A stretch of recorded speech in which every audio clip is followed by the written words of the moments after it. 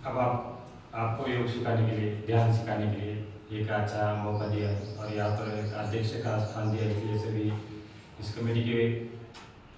समिति को मैं उनका आभार प्रकट करना चाहता हूँ कि उन्होंने एक मौका दिया।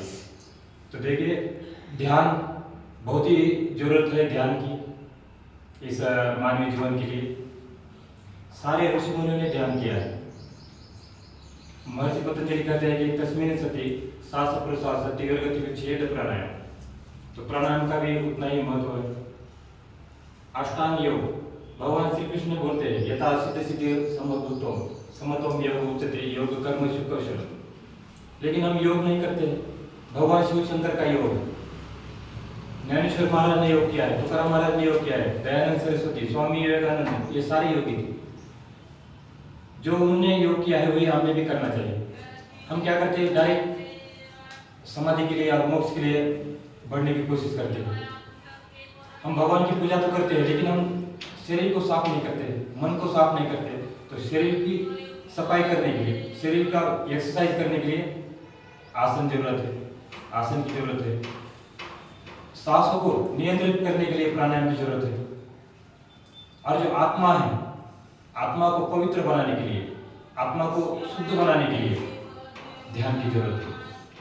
जैसा कि यम नियम आसन प्राणायाम प्रत्याहार धारणा ध्यान समाधि योष्टावर्गन, ये 8 अष्टांग योग है। तो इसी के अनुसार जीवन व्यतीत करना चाहिए व्यक्ति ने। यम, जैसे यम के 5 प्रकार है, अहिंसा सत्य अस्तेय ब्रह्मचर्य अपरिग्रह। उसके बाद नियम आता है, शौच संतोष तप स्वाध्याय ईश्वर परिधाम। और जब हम यम और नियम का पालन करते हैं तब हमें प्राणायाम की तरफ बढ़ना चाहिए। तो सांसों के ऊपर नियंत्रण करना सीखना चाहिए। तो जैसा भस्त्रिका है, कपालभाति है, अनुलोम विलोम है, उज्जाई है, उद्दीत प्राणायाम, प्रणव प्राणायाम। तो ये प्राणायाम हो गए 8 प्राणायाम जो मुख्य प्राणायाम है। और जब प्राणायाम में हम निपुण हो जाते हैं तो आसन की तरफ भी बढ़ना चाहिए। तो शरीर भी साथ देना चाहिए उस प्राणायाम करने के लिए। आपको बैठना भी आना चाहिए 8-8 10-10 घंटा ध्यान में। तो ध्यान में बैठने के लिए पद्मासन प्रैक्टिस करना चाहिए। तो आता है आसन, स्थिरम सुखम आसन। और जब आप आसन करते हो तो आसन भी 5 प्रकार के आते हैं। तो जैसे स्टैंडिंग आसन कर दिया, ताड़ासन, वृक्षासन, उसके बाद पीठ के बल, पेट के बल, उसके बाद मुद्रासन, दंडासन। इस प्रकार से आसन करना चाहिए 5 पोजीशन में, कम से कम 4-4 5-5 आसन। और जब आसन में आप निपुण हो जाते हो तो अगला जो पड़ा हो वो है प्रत्याहार, इंद्रियों के ऊपर संयम हो जाता है। तो इंद्रिय, सारी इंद्रिय, मन, इंद्रिय और प्राण, इनकी समान एकरूपता हो जाती है और सारे अपने वश में आना शुरू हो जाता है। मन भी अपने वश में आना शुरू हो जाता है जब हम आसन करते हैं, ध्यान करते हैं। और जब मन एकत्रित हो गया, प्राण भी एकत्रित हो गया, नियंत्रित हो गया, तो उसके बाद प्रत्याहार, इंद्रिय के ऊपर जब संयम हो जाता है तो एक धारणा बन जाती है। तो धारणा भी 2 प्रकार की आती है, एक आती है पानी की धार की तरफ और एक आती है तेल की धार की तरफ।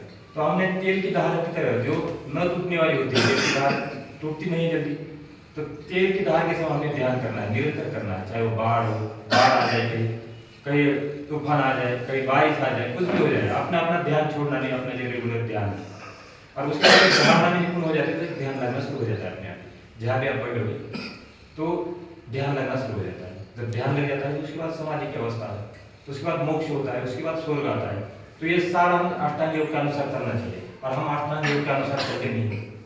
शरीर के लिए अष्टांग योग का शरीर जीवन में उतरना बहुत जरूरत है और रोज रोज योग करना जरूरत है। यदि योग नहीं करते, हम खाली ध्यान ही करते हैं, तब भी गड़बड़ हो जाती है, जो हमारा बैलेंस बिगड़ जाता है। तो योग के साथ साथ ध्यान भी करना है और उसके बाद ही मोक्ष की प्राप्ति होती है। हर रोज सत्संग करना चाहिए। सत्संग जितना हम करेंगे मन हमारा अपने वश में आना थोड़ा थोड़ा शुरू हो जाएगा। हम खाली सत्संग करते हैं और योग नहीं करते तो शरीर में कोई ना कोई व्याधि होती है, किसी को बीपी है, शुगर है, तो व्याधि की तरफ मन चला जाता है।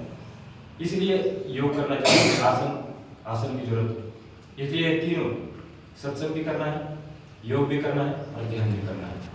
तो ये अष्टांग योग के अनुसार सब कुछ आता है। इसी सत्र में आपको सारी चीजें सिखाई जाएगा।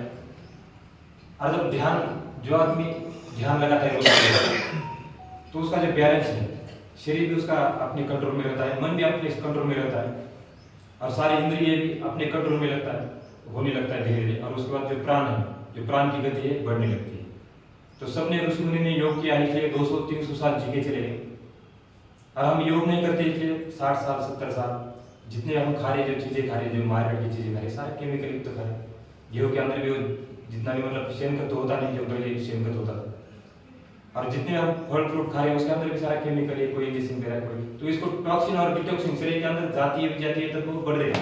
तो इसको कम कैसे करना है, तो एक कपालभाति, अनुलोम विलोम, ध्यान, प्राणायाम, तो इसकी आवश्यकता होती है।